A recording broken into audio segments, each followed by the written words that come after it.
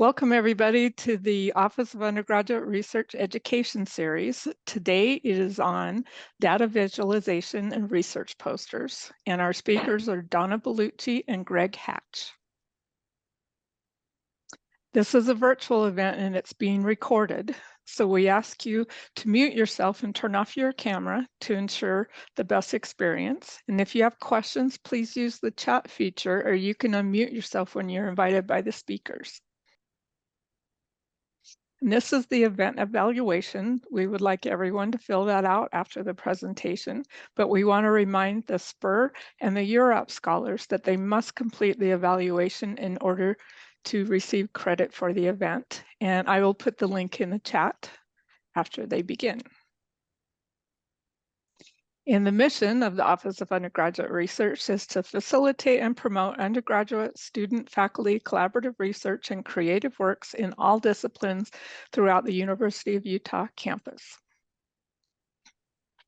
And we would like to acknowledge that this land, which was named for the Ute tribe, is the traditional and ancestral homeland of the Shoshone, Paiute, Goshute, and Ute tribes.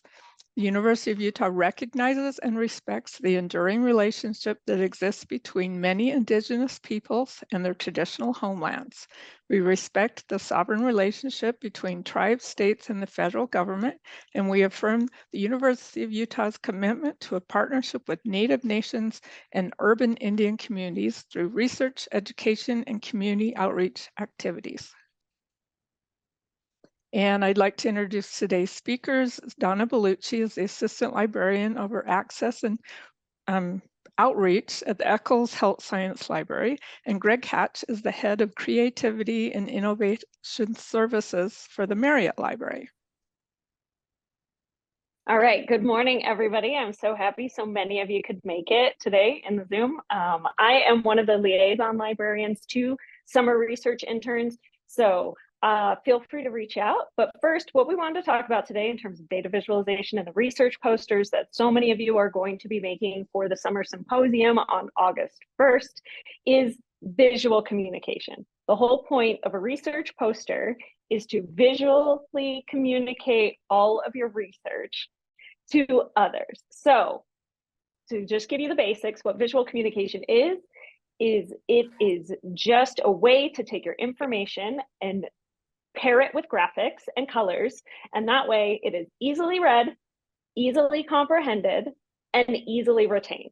So the best way for you when you're going into designing your research posters is try to think of your research and your graphic like a billboard, right? And always remember to keep in mind how another brain, so a different person who isn't you, is looking at and interpreting that information, because you are the person who's been researching it for 10 weeks. You have so much knowledge and detail about it, but somebody else walking up to your poster isn't necessarily going to have all that information. So you need to understand how to best present it in a way where they are going to understand it quickly. So this is just an example. These two things that you currently see on the screen are exactly the same. On the left is one of the University of Utah Healthcare's like infographics that they would put up either in the elevator or in a doctor's office. And then on the right is everything on that poster. So you can obviously see the huge difference between these two, right? When you're looking at the one on the left, what are some of the things, you can just drop them in the chat, what are some of the things that you notice right off the bat about the one on the left versus the information on the right? There's pictures, there's colors. It's about water. Of course, the organization, the presentation of the information. Separation of the paragraphs, right? You want to have breathing room between everything. It's definitely more engaging. Bold titles, bigger fonts, easy to tell what the research is about because the pictures tell you it as well. Yes, bolded main points for skimming. Skimming is so important because especially when all of you are at something like the research symposium, you will walk into a room with tons of noise and tons of people and tons of posters, right? Yeah, you can see who the expert is right there, Amy Williams, MD. Very, very, very cool. All of you can see, obviously. So what we're going to do today is we're going to make sure that all of you have some of the skills and the tools that are out there so that you can turn what is on the right, which is just a bunch of your information and your data and your research, into something that looks like what you want on the left. So this is generally what we consider the elements of the design. And these are the things you generally think about when you go into visual communication, right? The main ones that you want to pay attention to when creating your research poster is color, size, and space, right? So the size, how big is each section? Is the most important information big and bold? Fonts, really big. Make sure that the font is easy to read. I know you love papyrus. Chiller is okay if you studied Halloween, but maybe stick to only 1 or 2 fonts, and in particular stick to sans serif fonts because they are easier and faster to read and they are more accessible. The color, is the color adding to the poster? Are you only using maybe 2 to 4 colors? Is there cohesion? And then layout, major thing, more white space, right? Always put breathing room between your paragraphs or your sections so that when someone is reading knows to take a break between all of them. So we know that a lot of you here are doing everything from like fine arts to biology to the health sciences. So, but some of you have qualitative data and some of you are going to have quantitative data. And we wanted to be able to let you know that there are lots of different ways to present your data. So depending on what you're working on, if you have more qualitative data, things like you can include things like anecdotes, stories, displays, photographs, you can put quotes. We're going to show you examples of all of this, right? This is where you can use things like icons, you can use stock photography. Now, if you have more quantitative, so raw numbers, then you can use things like statistics, graphs, charts, figures, any kind of data visualization like you see on the right. So things like bar charts, pie charts, scatter plots. If you want to, you can absolutely include a combination of both of those, right? You might have something like, if you're any of the geology students, you might have maps, right? Where you want to indicate where things are located. You might have something where you actually have photographs from, say, workshops or community outreach. You can include those so long as you have the permission of the people in the photographs. And now I'm going to turn it over to Greg. Hi, everyone. Okay. So I want to talk a little bit first about the expectations for the posters that you're creating that the Office of Undergraduate Research has laid out. They have a rubric for adjudication, and it includes some of these details. Posters, the poster display is well organized and looks professional. The layout presents the research effectively. The graphics express content effectively. The text is concise and the narrative flow is discernible. You can tell where you should be reading from beginning to end. So those tie into the things that Donna was just talking about. Some more practical details include the dimensions. You can create a poster up to 48 inches wide and 36 inches high. So that's 4 feet wide, 3 feet tall. We strongly recommend that you leave about a 1-inch border around the entire outside edge.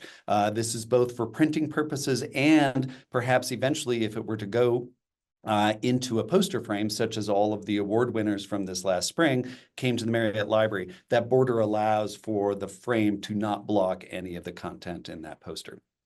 They also pointed out that posters may not be displayed in a trifold stand or be mounted on a foam poster board.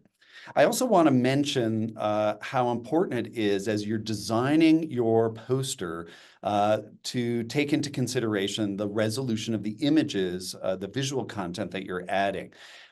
Your computer screen is very small and things might look beautiful on your computer, but when you blow that up to full size, when you go from 1 foot wide to 4 feet wide, you may end up with pixelization if you don't have a high enough resolution image. So a good way to ensure that you have a high resolution image is to open up that image in Photoshop.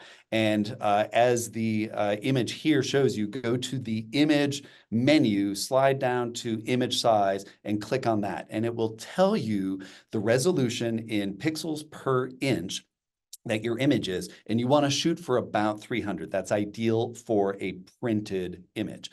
Similarly, as Donna had suggested, legibility of font is important. So here are some guidelines for a poster that is 4 foot by 3 foot. Your main title should be somewhere between 85 and 120 points. The headings and the subheadings should be somewhere in the 40 to 70 range. And then the main body, where it's just the main text, you can be between 30 and 36 inches. The reason for this is that a main title will capture somebody's attention from 15, 20, 30 feet away. Those headings will draw them in and point them where they need to be reading. And then as they step in within about 6 feet of your poster, 30 to 36 inches is ideal for legibility. So I just mentioned the fact that you would want to use Photoshop to look at those images. The University of Utah offers a free copy of the Adobe Creative Cloud for all students. If you go to software.utah.edu, you can download that software to your computer, and it includes Photoshop along with Adobe Acrobat and a large number of other items that you'll have access to in the Adobe suite.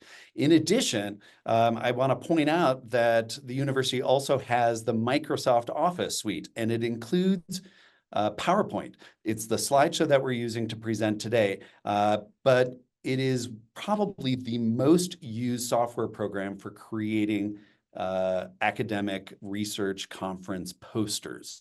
You use one slide, you change the size of that one slide to 36 inches by 48 inches, and then design it on your computer and print out just that one slide. In the last couple of years, Canva has gone from a social media tool to something that can be used quite successfully for creating conference posters.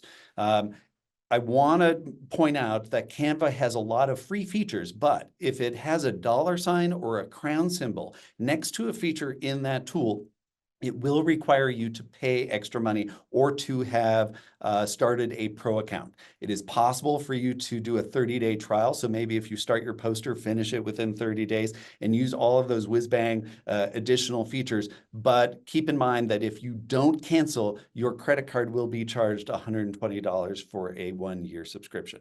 In addition to those tools, there are some more advanced poster design software. We're not going to talk about them beyond mentioning that they are available. InDesign is another piece of software that comes through the Adobe suite, and LaTeX is more towards the hard sciences. Next slide, please. I want to say that you don't have to make your poster from scratch. There are templates that are available. Librarians here at the University of Utah have created a number of poster designs.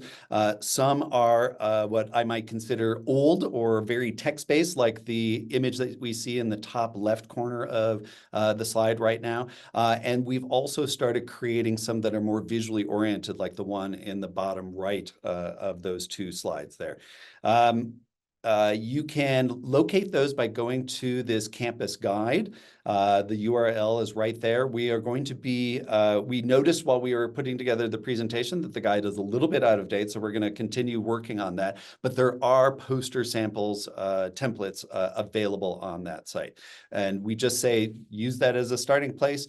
Change out the text, the placeholder text, the logos, the images with your own content. Be sure to update the QR code with a real QR code if you're using one, going to your own website. Modify the copyright icon if you want to apply a different type of copyright than the Creative Commons that we've added there. And of course, change the colors and the fonts to suit your own style. You can find similar templates by going to Canva. This URL will take you directly to their template search location. The one thing I want to point out is that you'll definitely want to choose a template that has the size 48 by 36 inches in a horizontal format, because changing the size or the orientation of a template costs money. So choose one that's already the right size and the right orientation before you then start customizing that particular template. There's also another website that has given us some insights on ways to improve the visual impact of your posters. And it's a site called Better Scientific Posters. They have some very generic academic scholarly style poster templates that you could use there, and the URL is listed at the bottom of this screen. So next slide, please. Building on what Donna said earlier about color, it's important to know that it conveys meaning, and you have the ability to manipulate the color within your presentations, within all the templates that we have shared with you, and you can actually choose some color coordination. How well do colors work together? On the left side of this screen, we have the University of Utah's official branding colors. The top three, the crimson, red, the black, and the white are the main colors. You see them all over campus. But the marketing and communications team has also given us 7 additional colors there, and those work well with those main colors and work well with each other. You can use those for accents. You can use those as your main colors if you don't like red, or red communicates the wrong message for your particular poster. You'll notice on those guides that they have a number of codes in there. There's CMYK, that's a printing color. There's also the hex code. It's the bottom one that starts with a £, and then 6 digits, either letters or numbers. You will find those hex code locations within PowerPoint, within Canva, and all of the design tools, where if you go to change the color, it'll ask for the hex code, and you can type in those 6 alphanumeric combinations to find a specific color. You can also go to the Adobe website, color.adobe.com, and maybe choose a base color, and it will show you complementary colors, tertiary colors, colors that work well, a full color palette. If you want everything to be sort of in the red mode and no other colors, it'll give you all of those combinations as well as the hex codes for those, so that you can enter those into your presentation. One thing that I want to point out is the distinction between the way we perceive color on a computer screen versus the way we perceive color in print. The coloring system that's used for your computer screen is using RGB, or red, green, blue. It is projected light. It's how the eye sees color just outside in nature. Versus in print, they use CMYK. It's 4 colors. It's cyan, magenta, yellow, and black. K stands for black. And those are what's printed onto paper, and it's the combination together that gives you all of the colors in the rainbow. So it is possible through a computer to see up to 16 million different colors on your computer screen, but in print, it's limited to about 200 distinct colors. And when you are seeing something on your screen, the colors appear very vibrant and bright, but that same color, when printed onto paper, will look a little darker, a darker shade than what you're seeing on the screen. So if it's important for you to have a precise color, I highly recommend that you choose the hex codes, create a version of your poster, or maybe just a PDF page, print it out and see how the colors look off of a color printer, and then adjust accordingly before you finish your poster and print it out. One other caveat. It is possible that somebody who is viewing your poster will be colorblind, and there are a variety of color blindnesses. So it's really important for accessibility for you to push your exported poster, like a JPEG or a PDF, into a color blindness simulator to see what the poster might look like for somebody who has one of a variety of color blindness limitations. And you might notice that green and red both look gray, and blues don't pop, or yellows and blues are the only colors that are really standing out. So useful to do it, informative before you finish your poster and print it out for your presentation. I want to talk a little bit now about where you can find some resources to add to your poster. You don't have to create everything from scratch. So we're going to talk a little bit about first some charts, graphs, and maps, things that we would refer to as data visualizations.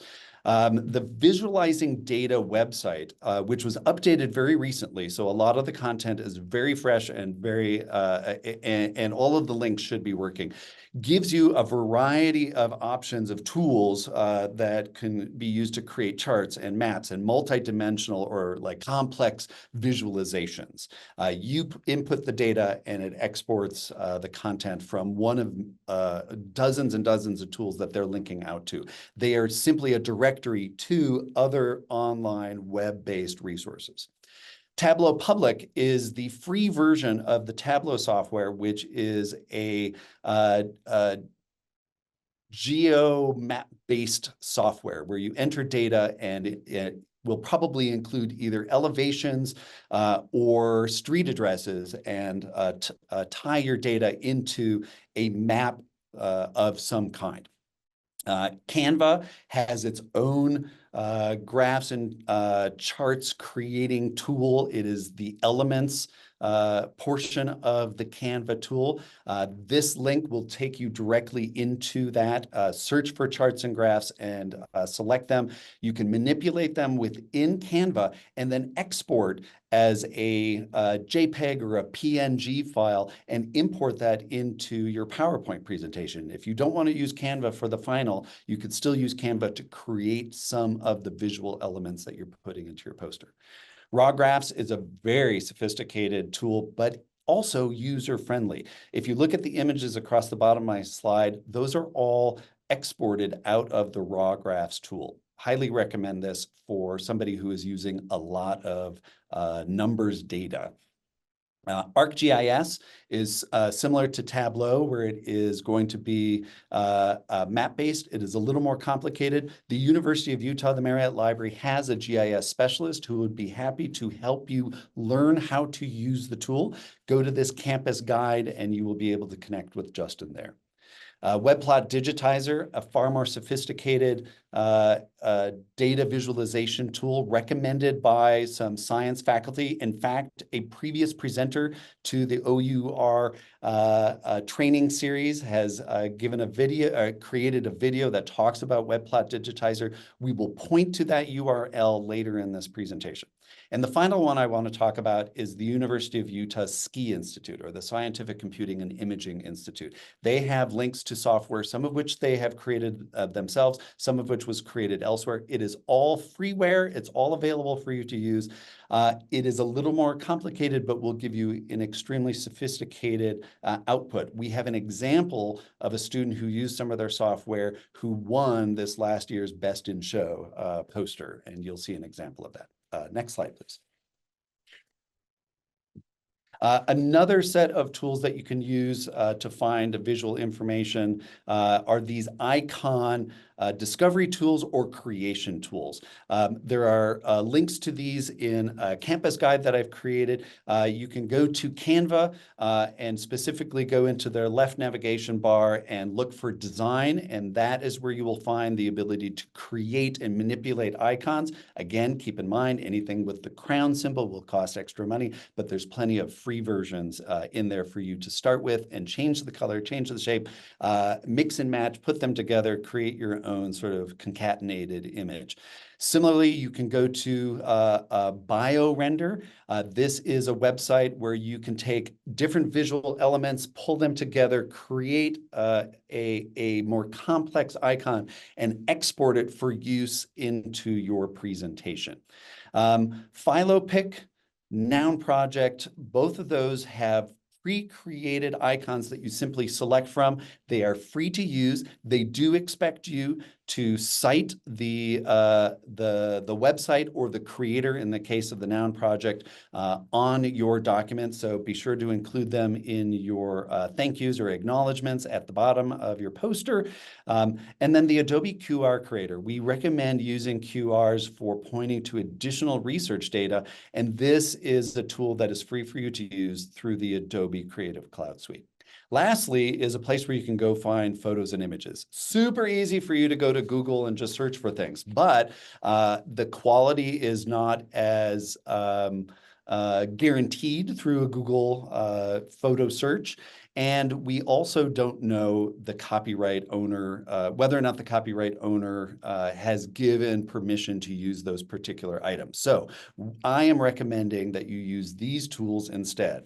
If you go to Flickr and Open Universe, they have the ability to search for images that have been marked by the copyright holder as Creative Commons, meaning they are allowing you to use it for certain purposes. Look for things that say that you can reuse for not-for-profit or educational purposes.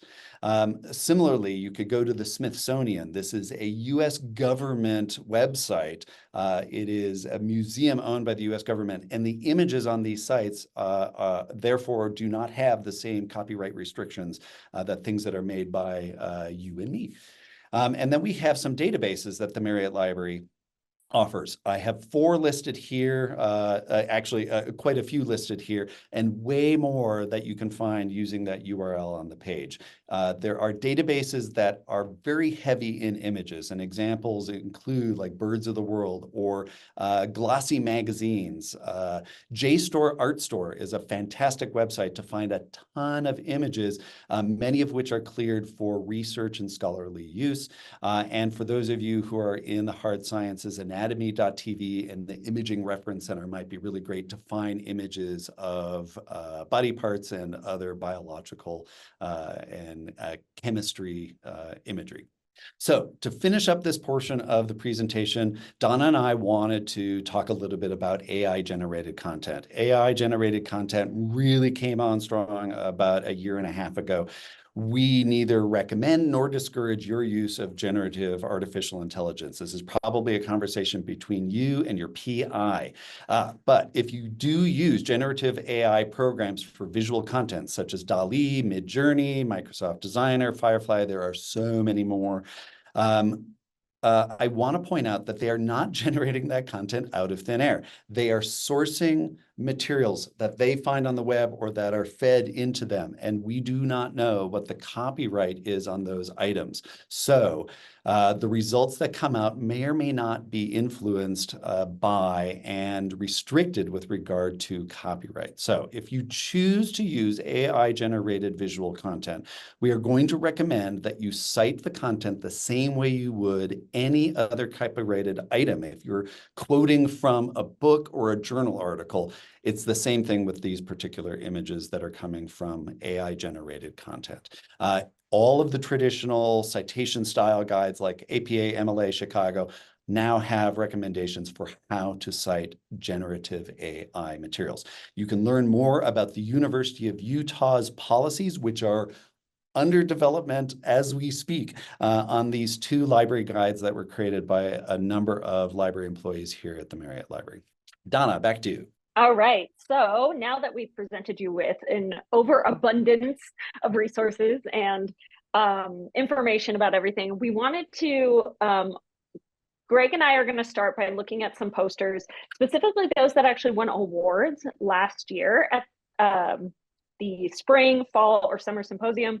And we're going to critique them a little bit as well. And that way you can try to get an idea of how other students have created posters, how to best take some of that inspiration into your poster, or some of the things you might want to avoid. And then after we've gone through a few, we are going to open it up to all of you to be able to also critique a couple of them as well. Okay, so head into the first one. This one wasn't this one like the all-around winner, Greg? Yes, this is the 2024 Spring Symposium Best Overall Winner. Correct. And this is the one that I was referencing earlier. This student used a tool that was offered through the Ski Institute to create these heart images on the screen. Yeah, part of what I really like about this is they actually have boxes for each section. They very clearly tell me what I'm looking at in each area. The subheadings are really bold. So this is a fairly traditional layout for poster. You know, this is how they've been done for decades and decades, starting on the upper left with an introduction, working my way down the left and then down through the middle and down to the right. But what they've done really well is an even distribution of visual content, breaking up the text. It is not too text heavy, very concise content here. We have a lot of white space to allow the sort of eye to breathe, so to speak. So I like the overall layout, even if it is in a more traditional format. I also like that there isn't too many words. I would say maybe the one thing that's missing from this poster is a QR code. Not a lot of students are taking advantage of that. The QR code can be used to point to a website where maybe you have more of the information. You're feeling like, I need more text. I need to explain things more. I need the research data. I need all of the facts that back up this poster. Well, a QR code is a way of pointing your viewer to that additional content that just doesn't fit on the poster for a quick, 2 or 3 minute conversation. Yeah, and QR codes are also really good for things like acknowledgements, references, your email. All right, Greg, what do you think of this one? Yeah, so this is another award winner. It was a winner for the research content itself. It was a co-winner for Best in STEM Research. But this one, I think, actually swung the wrong way with regard to graphic information. Too many visuals in this particular case. And I can't believe I'm saying that because I am a strong proponent including visual content. It just overwhelms this particular slide, and there is in fact not enough text, or rather the text that's included is so microscopic that I can't read any of it, and I barely even know what this poster is about. Given I am not a lipid researcher, so perhaps this would be really interesting, but there is a bit of an information fatigue because there is so much going on, especially like something like the abstract is something where I'm like, oh, you should have just like pushed in the text a little bit so it doesn't go all the way to the line. So there's something else that we should point out about this one. This one's really unique. This poster designer designed the shape to be the aspect ratio of their computer screen, which is 16:9. That is not the same as 4:3. I don't understand the math. That's the way it is. It is too wide. This would not fit perfectly on a 4:3. If you printed it side to side 4 feet, it would end up being about 2.5 feet tall. So the dimensions are not the traditional size of a research poster. So keep that in mind. Don't use your full screen as the marker. Use the internal sizing tools within PowerPoint or Canva to ensure that it is 48 inches wide and 36 inches tall. Now, if there's a reason why you feel like your poster should be a different size, just know that you cannot go beyond, I believe it's 48 inches, or maybe it's 42. There is a certain width to the actual boards. So double check with OUR. All right. So this poster, one of the things I really loved about this poster is that they're talking about coffee. They're talking about caffeine. So they went and made it brown. They used the colors of coffee. It automatically lets you know what you're talking about, and it gives it a cohesion, right? There's even little icons for like a takeout cup from a coffee shop, a mug of coffee, and little coffee beans. Yeah. So this was also a winner in the co-winner for Best in STEM. A significant difference between the previous one that had so many of those charts and graphs. I think this one threaded the needle. It found the right balance of visual content and text. It's still the sort of old-fashioned top to bottom, left to right orientation with boxes for introduction, methods, analysis, discoveries, conclusions, acknowledgements, that sort of thing. But a very nice layout. And yes, I completely agree. Fantastic choice in color with the subliminal message that brown equals coffee. I also like that in the introduction, they had their research question stated as a sentence, and it's bolded right there at the bottom. All right, so this one is from last year's spring symposium, I believe. Yeah, the 2020. Yes, and this was far and away one of mine and Greg's favorites, right? For a whole number of reasons. There is, given they're talking about culverts, they are going to have things like photos available, but having those photos made it really interesting, right? Having a map to correlate those photos, having the purpose of the research stated really big right at the top with certain blue like the blue used to highlight what they're talking about. They're talking about smaller culverts and they are at risk, right?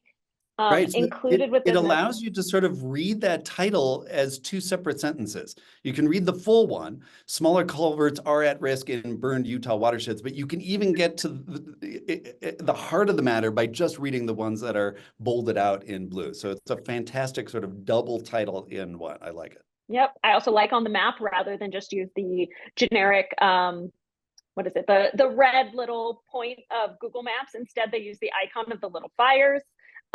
They did include data, like you can see that there are bar charts included as well. But they also take the time to highlight things that are important or bold things that are important throughout the text. And the text is big and it's minimal. Right. So a nice variety of different styles of graphic content. There's a map. There's photographs. There's an aerial shot of the topography with the lines, sort of like a satellite image, and then outlining the areas, and then the charts and the graphs. So it's really a nice balance of visual content. All right. So this one is a very quick reminder that what is incredibly funny to you won't necessarily read as very professional. And we just wanted to remind all of you of that. We've been suggesting the idea of using QR codes, but I do not believe the QR code should be the one and only visual that you have on your poster, nor should it be the main visual, taking up 2/3 of the space on your poster. So yes, was this attention grabbing? It was.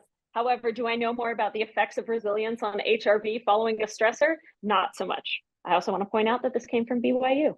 So we're back to the 2024 posters. This wasn't a poster winner, but it was one that we wanted to highlight for a particular reason. Yeah, the main reason is you don't have to use Utah red. That's right.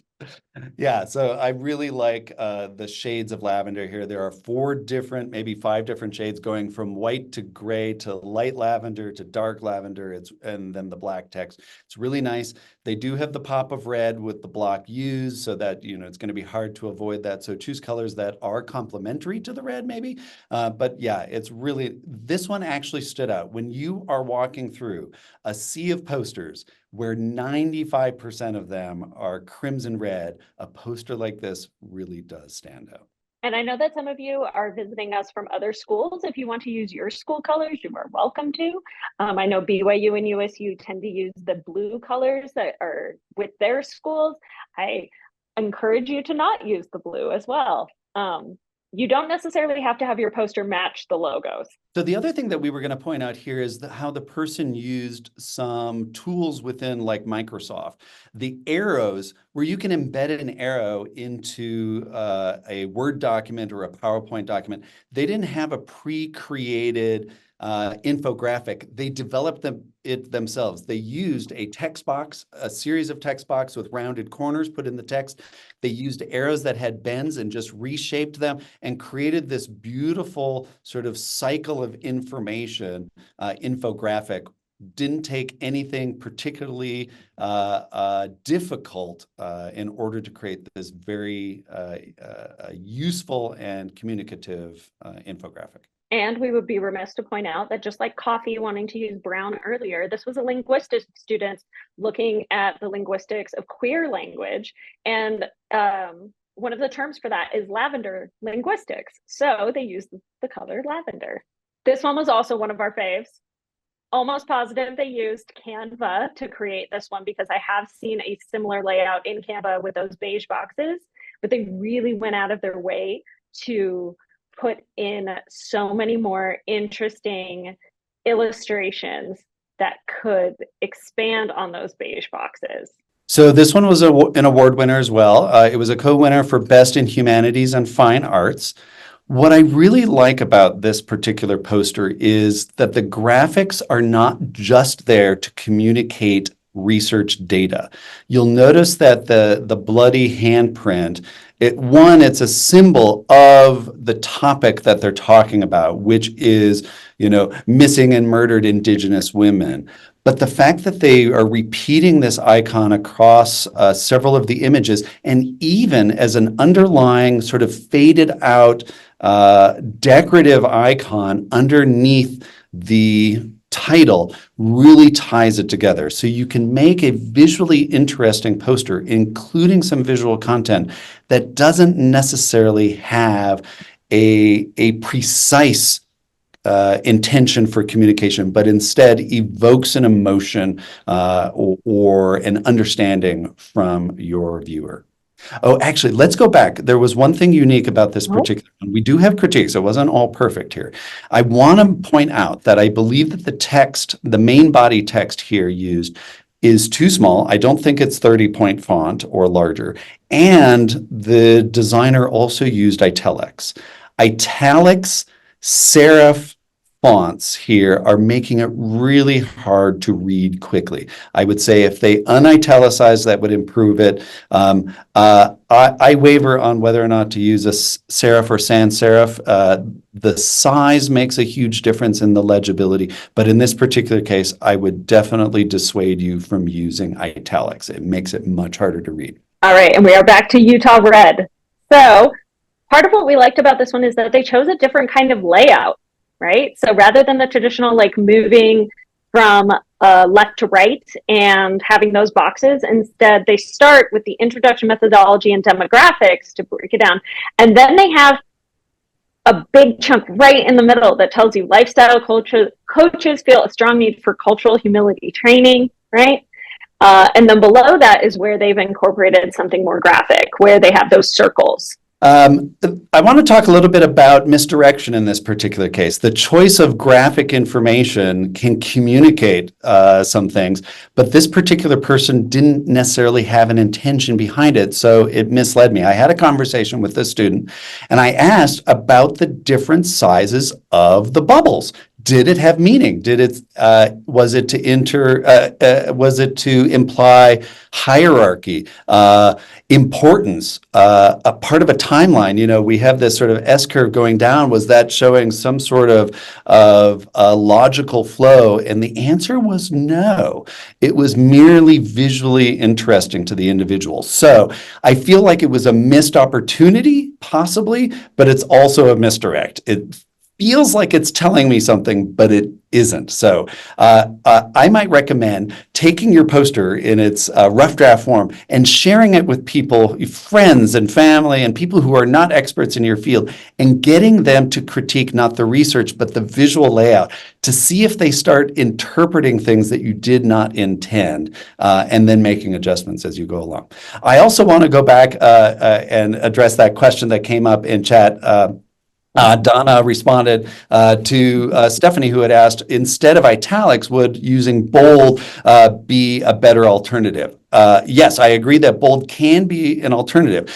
Let's go back to that previous poster. It was all in italics. They weren't using it to emphasize something. They were using it as their font. If we went up to that USU one about water, we see on that particular one that they chose to. Are you able to go back, Donna, to that blue poster? That one, yeah. Notice that rather than using bold, they used blue to pop that particular 4 words in the title. You could do bold instead. You could do italics instead to take something and emphasize just a small portion. What I wouldn't do is make everything bold or everything italics, because it loses the impact that bold and italics are intended. And then with this one, part of what we liked, again, not necessarily using the Utah Red, using a different color, but for someone that primarily had qualitative data, like quotes, they were able to create this really interesting visual where they had the themes, the 3 themes of what they were, and then examples of quotes relating back to those themes, and they highlighted them with different colors. And if you notice, those 3 colors match the color of the photograph up in the corner. I would say that because they did that sort of complementary color between the photo and those quotes, there was one thing that if they had come to me, I would have made one recommendation. All of those gray bars that they have underneath the subheadings, I would have said, instead of gray, pull another color out of that photograph. There's a beautiful green, there's a beautiful yellow. They could have used either of those, and this poster really just would have soared and stood out beautifully instead of the gray, which is a little dull and doesn't call attention to itself. And for all of you that are potentially doing something involving bio, there are some fantastic resources out there where you can really go image heavy, right? So this was about canine species and remains, right? So by putting that like light lavender around everything, it made sure that you're still paying attention to things like the background, the methods, the discussion. However, the majority of what you want to have are those bones and the reminder that what you're talking about is a type of canine. So these are wolves from one of the, what was it called? Philo? That one's a new one to me. Philopic, yeah. This is the student who introduced us to Philopic, yep. Yeah, so you can see how they detailed all of it. And then they, rather than have labels underneath every single bone, instead they use numbers and then put the text below. So that way it frees up the image of it so that it's very easy to look at and comprehend. Right, and if somebody is really interested in the variety of bones, they can lean in and find out what the corresponding number is, or what the number is corresponding to.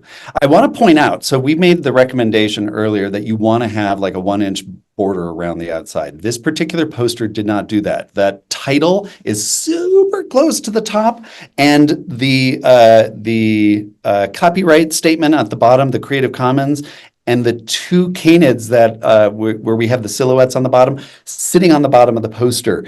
It might look great that they're standing on a ground of some kind, right? But you could actually just draw a line and have them standing on a line. Bringing those up an inch off the bottom and the title down from the bottom. This is an award winner for social sciences. It's in a frame, and we're ending up cutting off portions of those dogs so that because the frame, it didn't fit within the frame. So it was just sad. So.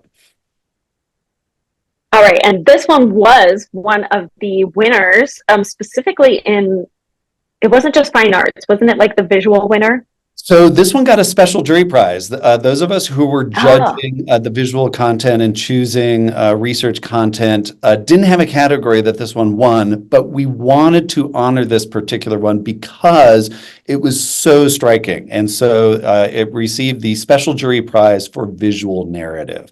And that's implying that without reading any of the text, you see very quickly that there is a sequence of visuals going across each particular row, an image, a concept, development, and a final image. And we just thought that we would honor this particular piece of research because of the striking visual content. Moreover, they balanced the colors, starting with the whitest background of the images and working their way down to the one that had the darkest, coolest colors. So we go from white to red to the deep blue. It was really a visually striking poster, and that dark blue offsets the balance of the title card in the upper left-hand corner, syzygy and eclipse of the self. Really visually striking. So. All right, so now it is all of your turn. You are welcome to use the chat, or if you'd like, you are more than welcome to unmute as well. We are going to be showing you a couple posters, and then we are going to go into the Q&A. So we want to hear what you liked, what you think is working well, and what could be done differently out of these examples. So don't be shy, jump on in. What is it that you see on this poster that you like? Let's talk about that first. What are the things that are working well within this poster? Connections between text and images. So we have the image of Sally is eye-catching. Yeah, the image of Sally is eye-catching. Absolutely. Absolutely. Yeah, if I was standing 30 feet away and I saw that Sally, instantly I'm going to think about the movie. I'm going to be like, I need to see this poster, if only because I love that movie, right? Right. One person pointed out the symmetry. Yes, that there are the two figures on either side. It balances out the entire poster. It also gives you the idea when you see something like symmetry, you're like, ah, yes, we are comparing two things, right? Yeah, so the Yes, the title. readability here, I love that. We have the title, and actually this was the award winner for Best Innovative Introduction. So the title content and how it draws you in is what this poster won for.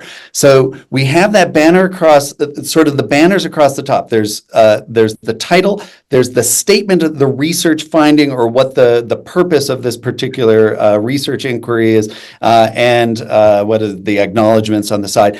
And then the rest of the content sort of flows down, and you have these three separate segments. I think it works really beautifully flow-wise. Yes, the readability going up and down, the great color scheme, the organization. Yeah, it's very easy to know after you read the title where to go next. Yep. What does everyone think of this one? So again, what's working well, or if you would like, you can also go in and tell us what you think could be done differently to improve it. So the bright colors. The text is very small. Text is a bit small on this particular one, but the bright colors are drawing my attention. That's great. Someone says, don't use the gray. They weren't happy with those gray panels. So what was that big text? I really like the images and graphics are helpful, but the last one almost makes you want to look at the pictures and move on. So I think what I'm reading is that we're going to get through all of these images and then I'm not drawn into the rest of the particular content. So this is where maybe chatting with a friend or a family member or another student in your degree might give you some insights as to how they're interpreting your poster. I agree with that last comment. Good balance, actually, with regard to the amount of visuals and the amount of text. Yes, and the figures in the center are good.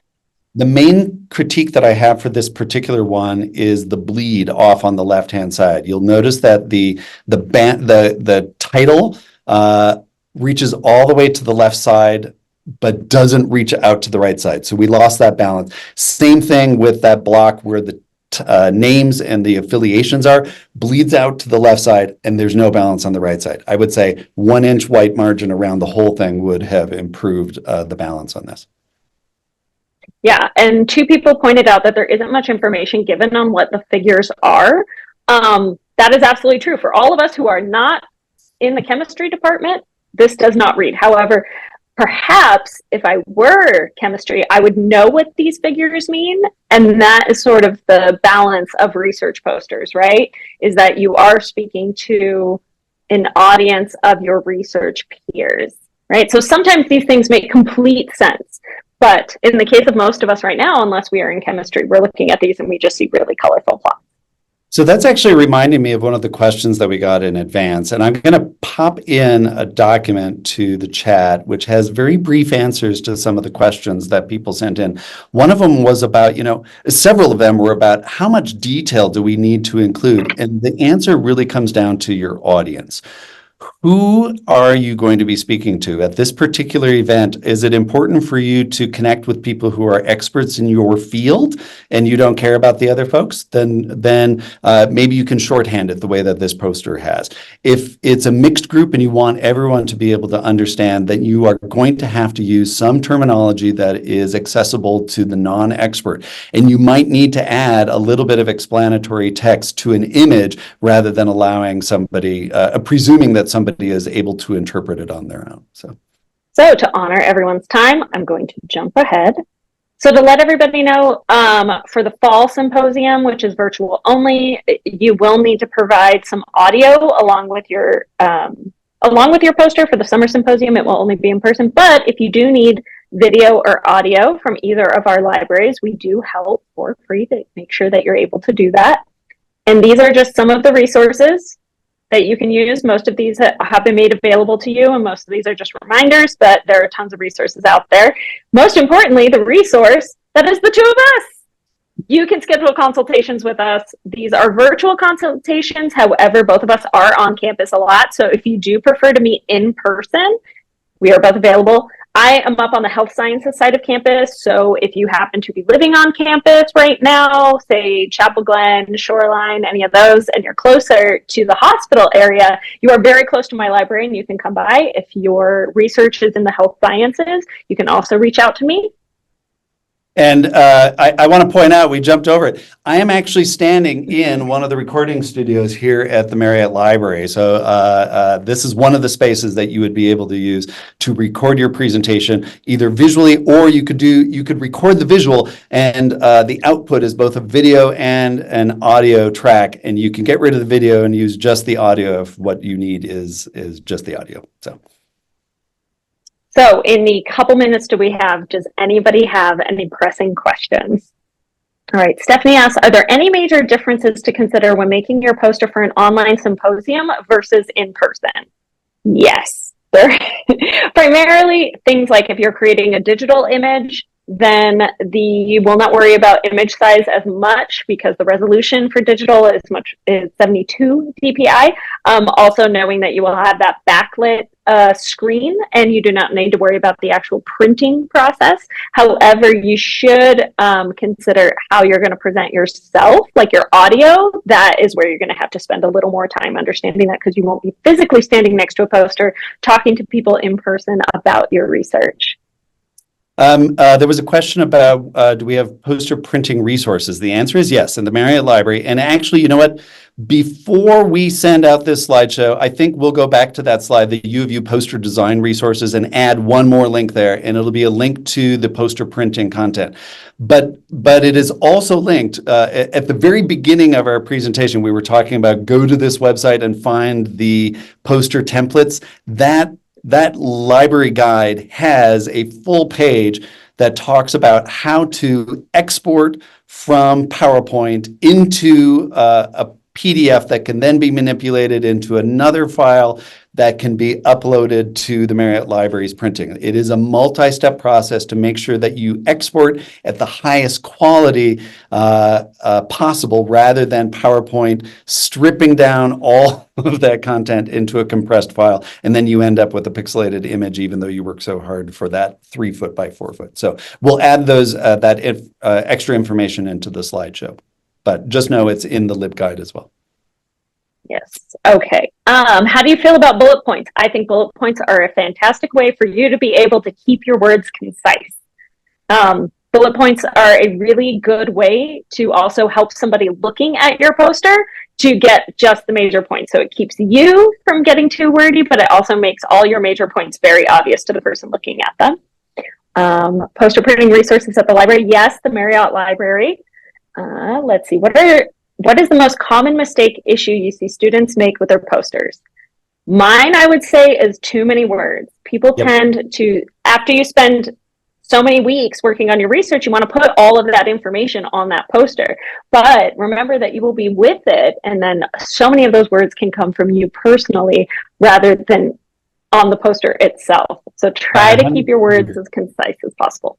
Yeah, you want to draw somebody in. If it's a live poster presentation, you want to draw somebody in from afar. So that's that you want to capture their attention. Big bold title and a Sally image on your poster, right? Draw them in for a conversation. They're going to read a couple of things, and if you don't have all the details in the poster, they're going to ask you some questions, and then you can start engaging in a conversation and tailor your conversation to their understanding of the topic or the very specific questions they have. They may not care about every element, but want to know these 2 or 3 things. So the poster doesn't have to say it all. You're there to fill in the gaps.